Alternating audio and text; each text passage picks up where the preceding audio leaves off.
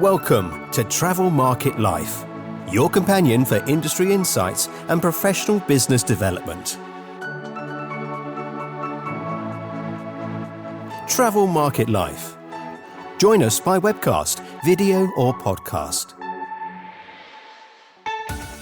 Hello and welcome to Travel Market Life. I'm your host, Ryan Haynes. And in this episode, we'll be looking at the important factors of hospitality today, the aspects that generate excitement, and the role of digital services in delivering the ultimate experience. We're joined by Don Burnell, founder of The Swank Guide, a new travel curation review platform across social media channels. They curate unusual, independent, and sustainable boutique hotel experiences. Don has spent half his life overseas and has traveled to over 60 countries. He's lived in Europe, China, and Australia, and is always looking for that perfect hotel. He's also taken startups through both Y Combinator and Techstars, the world's two most selective startup accelerators. Travel Market Life. Hey Don, thanks ever so much for joining us. So tell us about the Swank Guide and why is this platform really important at this point in time? Hey, Ryan, thanks for having me on. The Swank Guide was born out of a frustration that I had for years. So I've been thinking about this problem for 20 years. And the problem was I like really nice hotels. I like really high end, but it doesn't have to be fancy, but something that's unique, that's got a lot of really great design.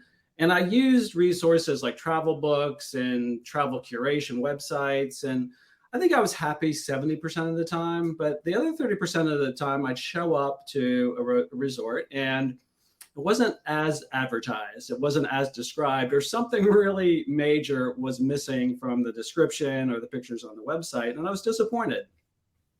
And I thought to myself for years that why aren't travel guides and hotel reviews and hotel suggestion sites, why isn't that in a video format so people can really see what a hotel is before they fly halfway around the world and pay for it, right? So I'm just trying to solve that problem to help people find the right place. So curation is a big part of what we do. I did Tulum recently, so I think I stayed at 14 or 15 hotels after doing a lot of research. And then we said we could only recommend 10 because 5 are a pretty big disappointment. But you got to go and you got to stay and you got to have that experience before you can make, I think, a legitimate recommendation to folks. And then part 2 is taking that experience in a video and showing people what it's really like, because there is no one size fits all for hotels.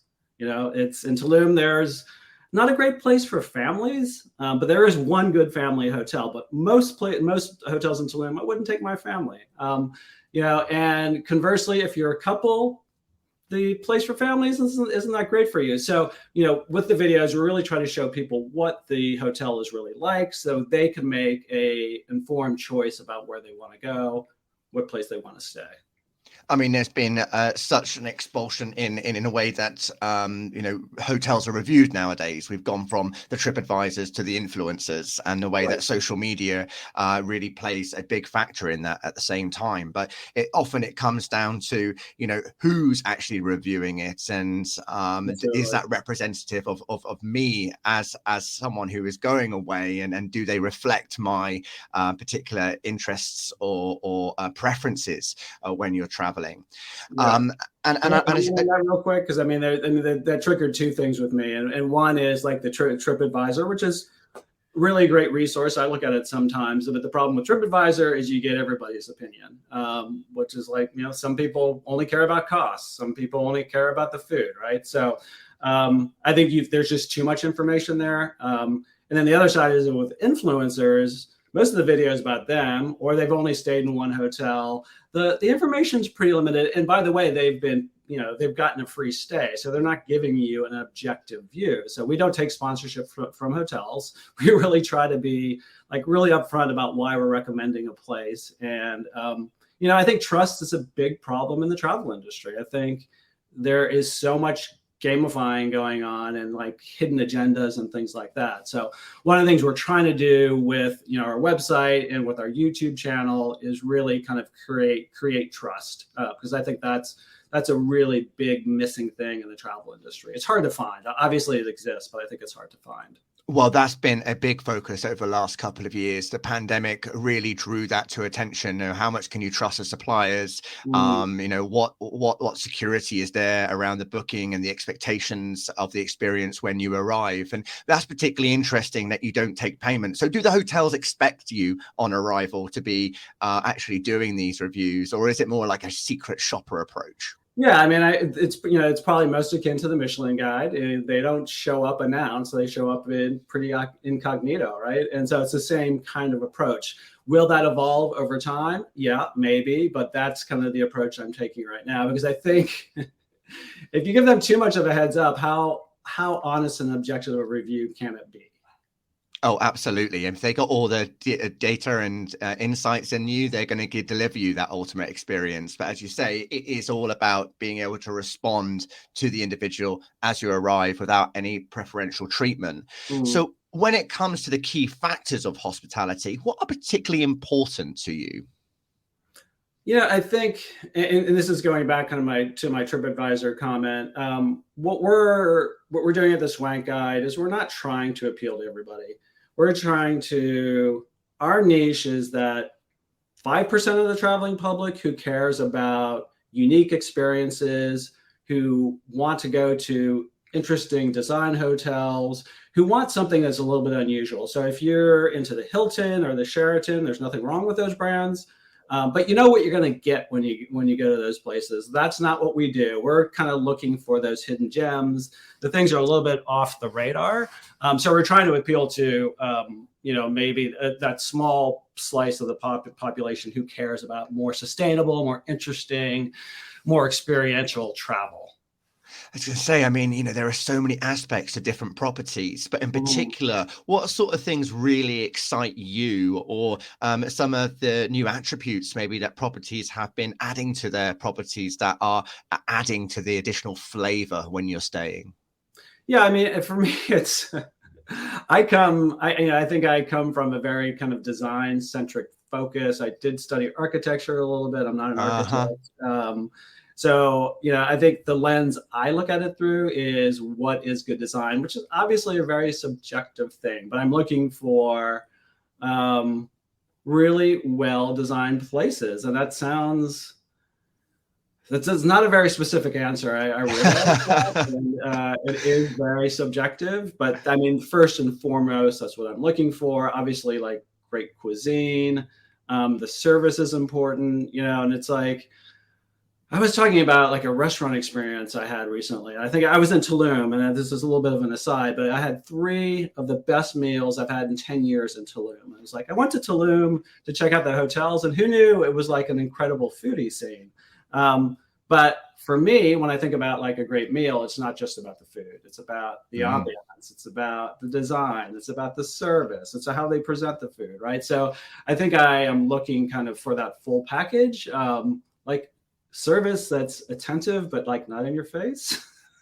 I can see, yeah, because I guess you can walk into a place that looked from initial inspection just sort of incredible, but then once you're in there, if you don't have that sense, that same feeling when you're walking through and you're staying there, then that investment that they've made in the design is kind of lost. Right. Yeah. No, it reminds me of this time when I was in Cambodia and staying in this beautiful design hotel, and they'd done everything right except for the fact that it was right above a quarry. And so Monday to Friday during business hours, it was not a very pleasant place to be. I was like, and for some reason, those pictures did not make it onto the website. They got lost.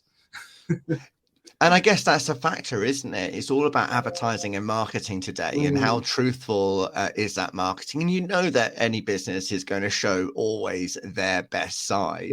And we get to see it from a guest's perspective when it is from when it is a review.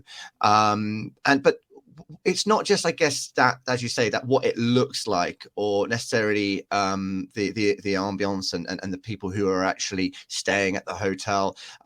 Hospitality now is so much broader.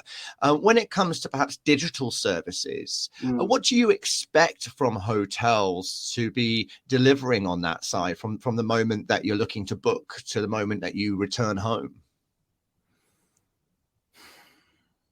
In terms of booking, I mean, I always try to book directly with the hotel, just because I think some of the fees that some of the internet booking sites take are pretty egregious. And so since I really want to support more independent, more interesting boutique type hotels, so I'd rather they get as much as my money as possible. I think let's talk about check-in for a second. And there's lots of different ways to do it, right? You can check in and be in a line, and they can it's like checking in for a flight. It's like, what is this person doing? It's like, how can this take 20 minutes and how much can they type?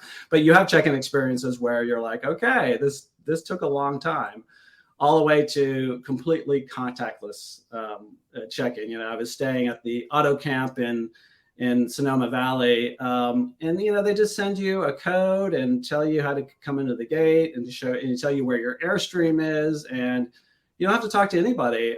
So I guess I don't mind that. I really don't mind. So I guess I would lean towards the contactless, kind of make it easy to get into your hotel room, especially if you've been traveling. And there's everything in between, and it's like, it can even be like regional. So when I was in St. Lucia earlier in the year, I didn't see a lot of like digital services in St. Lucia, but there was something about being in Tulum that like everybody was dealing with you from WhatsApp. So even before you showed up to your hotel, they were messaging you on WhatsApp. Here, for a couple of the hotels, you could just use WhatsApp to check in. But even after you checked in, that was their means of communication. But I haven't seen that anywhere else. But it's interesting, like how everybody in Tulum, all the hotels in Tulum were using WhatsApp to communicate with you before and during your stay. You could order room service through WhatsApp. So I thought that was an interesting way to do it. And then if you do have to check, and like the thing that comes to mind when I think about like a seamless check-in is the Conrad in Hong Kong. So I was in China for 17 years, and I used to go to Hong Kong all the time. So the Conrad in Hong Kong was my go-to hotel. One of the things I loved about the Conrad is I'd walk in, they'd swipe my credit card and give me my key, and I'd be into the front desk, out of the front desk within 30 seconds. So I think hotels do need to keep in mind that people have been traveling often for a long time to get there, and you should make it super simple and easy for them to get into the rooms. I mean, that's an interesting point you say about that experience with WhatsApp. Let's look at it from the non-digital side, with all those WhatsApp messages that you were dealing with, and, it was on the fly, it was live, I guess they understood a bit about you. What was a face-to-face experience like? Were they able to deliver and meet your expectations from a hospitality perspective? Yeah, for sure. I mean, I don't think the technology got in the way of that at all. I mean, it was one of the hotels. It's called B Tulum. Had a concierge service, so I had a concierge, and same with Nomad Tulum. There's a concierge service as part of that. So you do get that personal touch. But even the concierge was using WhatsApp to communicate with you. So I don't think it necessarily detracts. I think some people will just ignore it. I think it's just an extra tool, right? Some people are like, maybe some people show up without a cell phone, right? So hopefully some people go to disconnect and aren't on their phones. So there's another thing to think about, but it's just an extra service for people who want to use it. But yeah, I mean, I found it to be like a really kind of easy way to communicate with folks. So at the beginning, when we first started talking, you just returned from a trip. You visited 15 odd, and you only put about 10 reviews. When you're coming to select the properties before you stay at them, what are you specifically looking at? What do you get recommended, or are you doing a search, or do you have a specific profile of property that you're looking to stay at, and then you just do to find out where they are, and then book a night? Yeah. So, I mean, the process, we try to do for each location at least 2 kind of budget. So maybe I said this, but, I think a hotel doesn't have to be expensive to be great. So we're always trying to look for those hidden gems of like really cool places that maybe are $100, $200 a night. They exist. There's not tons of them, but they're out there. So we always try to include 2 kind of budget options, a couple mid-range. and definitely the high end stuff too, because it's like we're on YouTube and people want to see kind of the blingy beach, right? So that's part of it. But my process is I've got about 10 websites that I think are pretty good at curation. So I start to kind of triangulate between all the recommendations that are out there, get a short list. At first, I was booking a lot of these hotels, going and staying in them and being disappointed.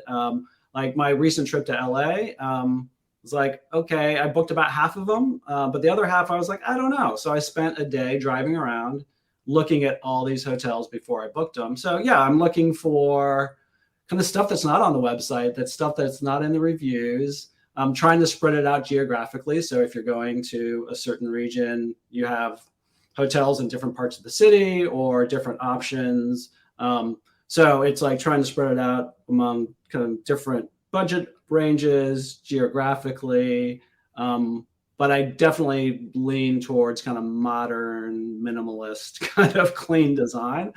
But with that said, sometimes I throw in that quirky, there's a place in LA that's like built in 1920 and it's very charming. It feels English. It's not my typical thing, but it was a charming, great place. And it was just another hidden gem that I want people to know about.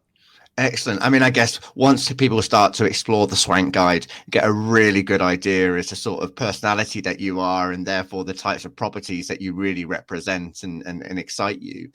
I'd like to come to now your startup experience, because as I said at the beginning, you've taken startups through both the Y Combinator and Techstars. What would you say are the 3 key principles for really identifying a product fit for the market and then initiating that momentum for a startup?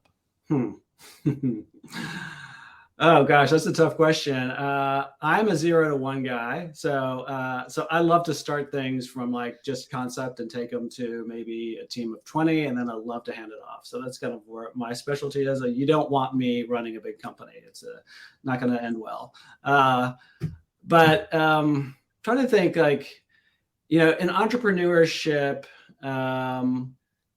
the way I've approached it is I always want to kind of change the industry or do something disruptive. So my first startup was around a technology for converting coal into hydrogen and CO for clean energy production. So it's like, how do we change the way we use coal? And instead of it being dirty, is there a clean way that you use it? My second startup was around housing. How do we build housing in a very different way? The biggest problem we have in the US, and I don't know what it's like in Europe, but I don't think it's that different, is we don't have enough tradespeople.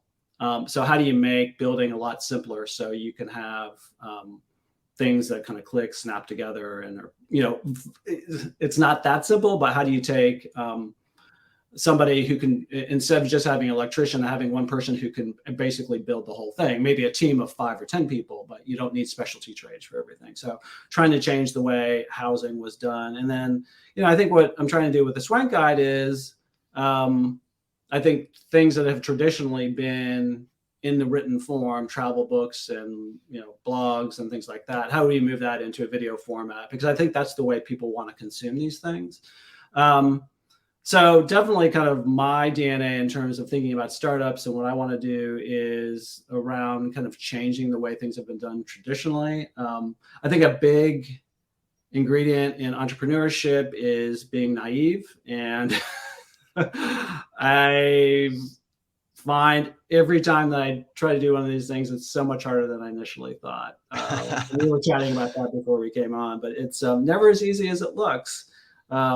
So I think being a little bit naive is helpful. And then I think perseverance is probably the most important thing. I mean, the hardest thing in entrepreneurship is it's a tough slog, and it's never as easy as you think. So you've got to have the grit to kind of just keep working on it.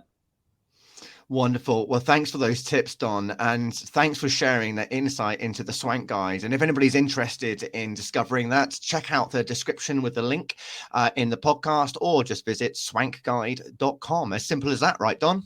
It is, SWANKGUIDE.com, or if you go to YouTube, just type Swank Guide, will come right up. That's excellent. Don, thank you ever so much for joining us. I really appreciate all those insights today. Thank you, Ryan. It's a pleasure. So that was Don Burnell, the founder of The Swank Guide, talking to us about his hospitality experiences and particularly why he has looked at curating that insight into independent and sustainable boutique hotel experiences. Check out more of our episodes on Travel Market Life through either haynesmarcoms.agency or through any of the podcast channels. I'm your host, Ryan Haynes. Thanks for listening. Ciao for now. For more, go to Travel Market Life. The music sensation by Zach Nelson is reproduced under license from Storyblocks. Travel Market Life is a Haynes Marcoms digital marketing agency production, serving the travel and technology industries.